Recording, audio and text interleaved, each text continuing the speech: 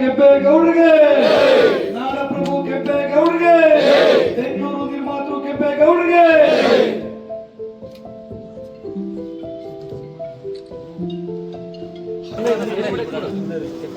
ನಾಡಪ್ರಭು ಕೆಂಪೇಗೌಡರಿಗೆ, ನಾಡಪ್ರಭು ಕೆಂಪೇಗೌಡರಿಗೆ, ಬೆಂಗಳೂರು ನಿರ್ಮಾತೃ ಕೆಂಪೇಗೌಡರಿಗೆ. ನಮ್ಮ ಸರ್ಕಾರದ ವತಿಯಿಂದಲೂ ಕೂಡ ನಾಡಪ್ರಭು ಕೆಂಪೇಗೌಡರ 517ನೇ ಜನ್ಮ ದಿನಾಚರಣೆಯನ್ನು ಅದ್ದೂರಿಯಾಗಿ ಕೆಂಪೇಗೌಡ ಬಡಾವಣೆಯಲ್ಲಿ ಸನ್ಮಾನ್ಯ ಮುಖ್ಯಮಂತ್ರಿಗಳಾದಂಥ ಡಿ ಕೆ ಶಿವಕುಮಾರ್ ಅವರ ಒಂದು ನೇತೃತ್ವದಲ್ಲಿ ಸರ್ಕಾರದ ವತಿಯಿಂದ ಅದ್ದೂರಿಯಾಗಿ ಇವತ್ತು ನಡೀತಾ ಇದೆ. ಸುಮಾರು 1 ಲಕ್ಷ ಜನ ಸೇರಿ ಕಾರ್ಯಕ್ರಮ ನಡೀತಾ ಇದೆ. ಇದು ಸರ್ಕಾರದ ವತಿಯಿಂದ ಪ್ರತಿ ವರ್ಷವೂ ಕೂಡ ಎಲ್ಲ ತಾಲೂಕುಗಳಲ್ಲೂ ಕೂಡ ನಾವು ಮಾಡಬೇಕು ಅಂತೇಳಿ ಈ ಒಂದು ಸರ್ಕಾರದ ಕಾರ್ಯಕ್ರಮವಾಗಿ ಇವತ್ತು ರೂಪುಗೊಂಡಿದೆ. ಇವತ್ತು ಕೆಂಪೇಗೌಡರ 517ನೇ ಜನ್ಮ ದಿನಾಚರಣೆ. ತಮಗೆಲ್ಲರೂ ಕೂಡ ಕೆಂಪೇಗೌಡರ ದಿನಾಚರಣೆ ಶುಭಾಶಯಗಳನ್ನು ತಮಗೆಲ್ಲರೂ ಕೂಡ ತಿಳಿಸ್ತಾ, ನಾಡಪ್ರಭು ಕೆಂಪೇಗೌಡರು ಅಂದರೆ ಅವರನ್ನು ನಾವು 517 ವರ್ಷ ಆದರೂ ಕೂಡ ನಾವು ನೆನೆಸ್ಕೋತಾ ಇದ್ದೀವಿ ಅಂತ ಹೇಳಿದ್ರೆ ಅವರು ಮಾಡಿರ್ತಕ್ಕಂಥ ಸಾಧನೆ. ಇವತ್ತು ಸಾಧನೆ ಮಾಡಿರ್ತಕ್ಕಂಥವ್ರು ಯಾವತ್ತೂ ಕೂಡ ಇತಿಹಾಸದ ಪುಟಗಳಲ್ಲಿ ಸೇರ್ತಾರೆ. ಅಂಥ ಒಬ್ಬ ವ್ಯಕ್ತಿ ಇವತ್ತು ಬೆಂಗಳೂರು ಅಂತಾರಾಷ್ಟ್ರೀಯ ಮಟ್ಟದಲ್ಲಿ ಇವತ್ತು ಖ್ಯಾತಿಯನ್ನು ಪಡೆಯುವಂಥ ಒಂದು ಹೆಸರು ಬಂದಿದೆ ಅಂತ ಹೇಳಿದ್ರೆ ಅದಕ್ಕೆ ಮೂಲ ಕಾರಣಕರ್ತರು ಕೆಂಪೇಗೌಡರು. ಕೆಂಪೇಗೌಡರು 517 ವರ್ಷ ಆಗಿದೆ ಅವರು ಹುಟ್ಟಿ. ಅವರು ಮಾಡಿದಂಥ ಒಂದು ಸಾಧನೆ ಇವತ್ತು ಅನೇಕ ಕೆರೆಗಳನ್ನು ಕಟ್ಟಿದ್ರು.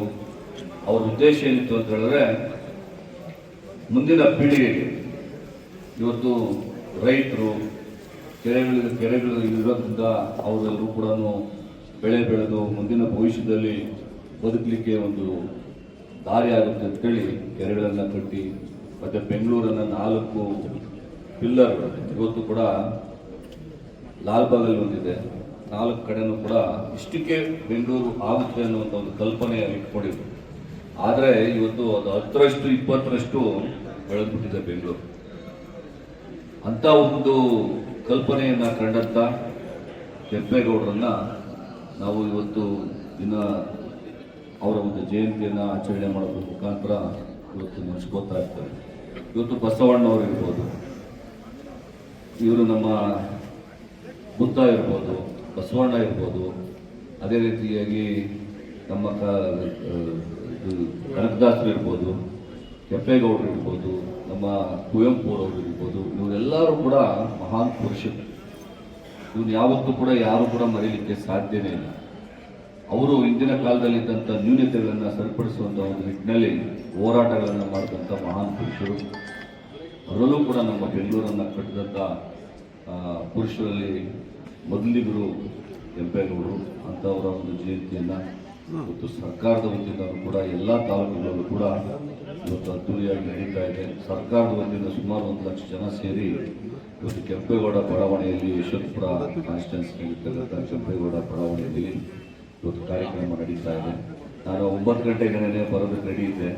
ಬೇಡ ಇವರೇನೇನಿದೆ ಬೇಡ, ಇನ್ನೂ ಸ್ವಲ್ಪ ಲೇಟಾಗಿ ಬನ್ನಿ, 10:30 ಮೇಲೆ ಬನ್ನಿ ಅಂತ ಹೇಳೋದು. ಅದಕ್ಕೋಸ್ಕರ ನಾನು ಲೇಟಾಗೇನು ಬಂದಿಲ್ಲ, ಕರೆಕ್ಟಾಗಿ ಬಂದಿದ್ದೀನಿ. ಇವತ್ತು ತುಂಬ ಸಂತೋಷದಿಂದ ನಾವಿಗೂ ಕೂಡ ಸೇರಿ ಇದು ಒಂದು ಅರ್ಥಪೂರ್ಣವಾದಂಥ ಒಂದು ಕಾರ್ಯಕ್ರಮ. ಇದು ಯಾವುದೇ ಒಂದು ಜಾತಿಗೆ ಸೀಮಿತವಾಗಿರ್ತಕ್ಕಂಥ ನಾಯಕರುಗಳಲ್ಲ. ಇವರೆಲ್ಲ ಎಲ್ಲ ಜಾತಿಯವರು ಸೇರಿ ಅವರನ್ನು ಗೌರವ ಕೊಡಬೇಕು. ಅಂಥ ಒಂದು ನಾಯಕರುಗಳು ಇವತ್ತು ನಮ್ಮ ಕೆಂಪೇಗೌಡರು. ಅವರು ಕಟ್ಟಿರ್ತಕ್ಕಂಥ ಕೆರೆಗಳು ಇವತ್ತು ಜನಗಳಿಗೆ ಉಪಯೋಗ ಆಗ್ತಾ ಇದ್ದಾವೆ.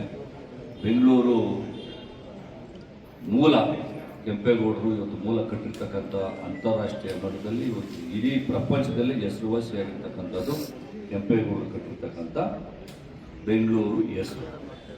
ಅಂಥ ಒಂದು ನಾಯಕನ ಇವತ್ತು ಜನ್ಮ ದಿನಾಚರಣೆ ಆಗ್ತಾ ಇದೆ.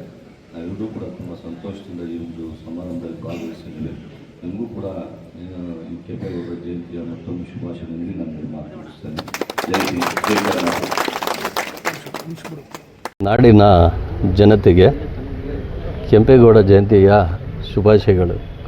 ವಿಶೇಷವಾಗಿ ನಮ್ಮ ಆನೇಕಲ್ ತಾಲೂಕಿನ ಜನತೆಗೆ. ಏಕೆಂದರೆ ಕೆಂಪೇಗೌಡರು ನನಗೆ ಗೊತ್ತಿರೋ ಹಾಗೆ ಬರೀ ಬೆಂಗಳೂರು ಕಟ್ಟಿದ್ದೆಲ್ಲ, ಆನೇಕಲ್ ತಾಲೂಕು ಸಹ ಕಟ್ಟಿದ್ದು ಕೆಂಪೇಗೌಡರು ಅಂತ ಒಂದು ಇತಿಹಾಸ ಇದೆ. ಈಗ ಏನು ನಾವು ತಿಮ್ಮರಾಯಸ್ವಾಮಿ ದೇವಸ್ಥಾನ ಆಗ್ಬೋದು, ಮತ್ತು ಇಲ್ಲಿರುವಂಥ ಸುರ್ಜಕ್ನಹಳ್ಳಿ ಪಂಚಾಯತಿಲಿರುವಂಥ ಒಂದು ಕೆರೆ ಕಟ್ಟೆ ಆಗ್ಬೋದು, ಮತ್ತು ಚಿಕ್ಕೆರೆ ಕಲ್ಯಾಣಿ ಆಗ್ಬೋದು, ಇವೆಲ್ಲ ಈ ಕೆರೆ ಕಟ್ಟೆಗಳನ್ನೆಲ್ಲ ಕಟ್ಟಿದ್ದು ನಮ್ಮ ಕೆಂಪೇಗೌಡರು ಅಂತ ಒಂದು ಇತಿಹಾಸ ಇದೆ. ಕೆಂಪೇಗೌಡರು ಯಾವುದೇ ಒಂದು ಜಾತಿಗೆ ಸೀಮಿತವಾದ ವ್ಯಕ್ತಿ ಅಲ್ಲ. ಏಕೆಂದರೆ ಕೆಂಪೇಗೌಡರು ಆಗ್ಬೋದು, ಬಸವಣ್ಣ ಆಗ್ಬೋದು, ಶಿವಕುಮಾರ ಸ್ವಾಮಿಗಳಾಗ್ಬೋದು, ಕನಕದಾಸರಾಗ್ಬೋದು, ಅಂಬೇಡ್ಕರ್ ಆಗ್ಬೋದು, ಇವರೆಲ್ಲ ಯಾವುದೇ ಜಾತಿಗೆ ಸೀಮಿತವಾದ ವ್ಯಕ್ತಿ ಅಲ್ಲ. ಏನಂದರೆ ಎಲ್ಲ ಜನಾಂಗದ ವ್ಯಕ್ತಿಗಳು ಚೆನ್ನಾಗಿ ಬದುಕಬೇಕು ಬೆಂಗಳೂರಲ್ಲಿ ಅಂತ ಇವತ್ತು ಬೆಂಗಳೂರನ್ನ ಕಟ್ಟಿದ್ದು ಆ ಕಾಲದಲ್ಲಿ ನಮ್ಮ ಕೆಂಪೇಗೌಡರು.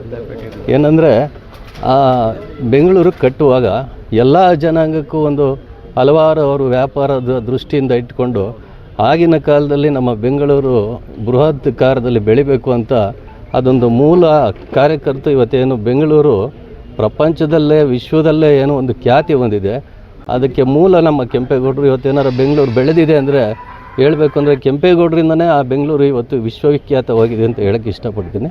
ಇದೇ ರೀತಿ ನಮ್ಮ ಏನು ಈಗಾಗಲೇ ನಮ್ಮ ದಂಡಾಧಿಕಾರಿಗಳಾಗ್ಬೋದು, ಮತ್ತು ನಮ್ಮ ಶಾಸಕರಾಗ್ಬೋದು, ಮತ್ತು ಎಲ್ಲ ನಮ್ಮ ಸೇರಿರೋಂಥ ಎಲ್ಲ ನಮ್ಮ ಸಮುದಾಯದ ಎಲ್ಲ ಸಮಾಜದವರು ಮತ್ತು ಬೇರೆ ಬೇರೆ ಸಮಾಜದಿಂದನೂ ಸಹ ಈ ಕೆಂಪೇಗೌಡರ ಜಯಂತಿನ ಆಚರಣೆ ಮಾಡ್ತಾಯಿದ್ದಾರೆ.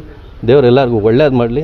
ಮುಂದಿನ ದಿನಗಳಲ್ಲಿ ಆನೇಕಲ್ ತಾಲೂಕಿನಲ್ಲಿ ಏನು ನಮ್ಮ ತಹಸೀಲ್ದಾರ್ ಆಗ್ಬೋದು, ಮತ್ತು ನಮ್ಮ ಶಾಸಕರು ಹೇಳಿದಾಗೆ ಏನು ಕೆಂಪೇಗೌಡರ ಭವನ ನಿರ್ಮಾಣ ಆಗುತ್ತೆ ಅಂತ ಹೇಳಿದರೆ ಅದು ಶೀಘ್ರದಲ್ಲಿ ಆಗಲಿ ಅಂತ ನಾನು ಒಂದು ಇಷ್ಟಪಡ್ತೇನೆ. ನಮಸ್ಕಾರ. 517ನೇ ಕೆಂಪೇಗೌಡರ ಜಯಂತ್ಯೋತ್ಸವದ ಆಚರಣೆಯನ್ನು ಮಾನ್ಯ ತಾಲೂಕು ಶಾಸಕರಾದಂಥ ಶಿವಣ್ಣ ಅವರು ಬಂದು ಈಗ ಉದ್ಘಾಟನೆ ಮಾಡಿ ಆಚರಣೆ ಮಾಡಿ ಹೊರಟಿರ್ತಾರೆ. ಅವರಿಗೆ ಹಾಗೂ ನಮ್ಮ ತಾಲೂಕಿನ ದಂಡಾಧಿಕಾರಿಗಳಾದಂಥ ತಹಸೀಲ್ದಾರ್ ಸಾಹೇಬರಿಗೆ ಎಲ್ರಿಗೂ ಕೂಡ ನಾನು ಈ ಸಂದರ್ಭದಲ್ಲಿ ಕೆಂಪೇಗೌಡರ ಜಯಂತ್ಯೋತ್ಸವದ ಶುಭಾಶಯಗಳನ್ನು ಹೇಳಕ್ಕೆ ಇಷ್ಟಪಡ್ತಾಯಿದ್ದೀನಿ. ಅದೇ ರೀತಿ ನಮ್ಮ ತಾಲೂಕಿನ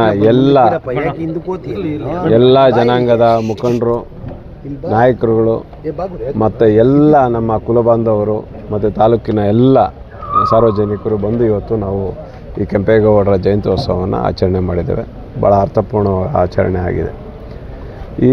ಈಗ ನಮ್ಮ ಘನ ಸರ್ಕಾರ ಮಾನ್ಯ ಮುಖ್ಯಮಂತ್ರಿಗಳಾದಂಥ ಡಿ ಕೆ ಶಿವಕುಮಾರ್ ಅವರು ಇವತ್ತಿನ ದಿನ ಒಂದು ಐತಿಹಾಸಿಕ ದಿನವನ್ನು ಮಾಡಿಕೊಟ್ಟಿದ್ದಾರೆ.